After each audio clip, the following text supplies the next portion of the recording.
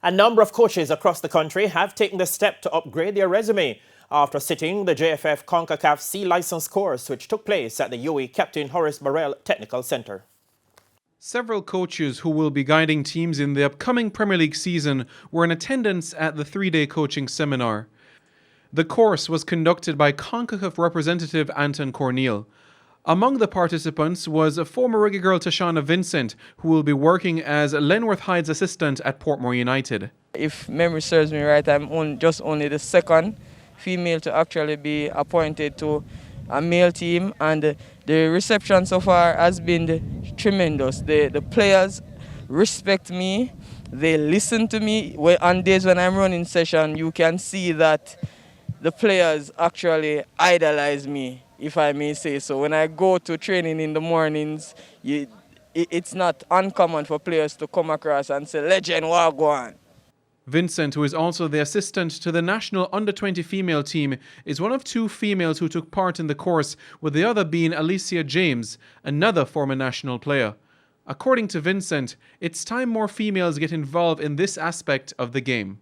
And I'm also encouraging those who might not have expressed an interest thus far, but in the back of their minds harbor hopes of one day coaching, to take that first step, because the time is now. The future of the sport is women.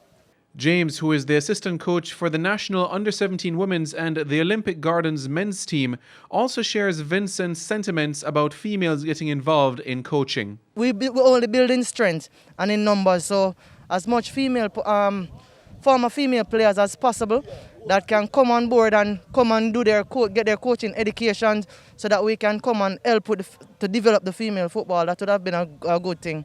James is also grateful to be a part of the course to widen her knowledge. In football, you're always learning, and I'm new to coaching, so I want to garner as much information as I can to help me in coaching these young ladies and coaching these men. O'Neill Bigger Thompson, a former national player, described the course as a process of learning for him.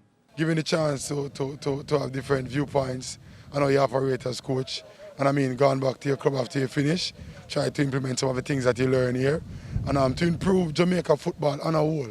Corneal says the course was a two-course one, where participants took part in the coaching, the training workshop, along with being certified. We do recognize in the room there's a lot of experience, there's a lot of knowledge of the game.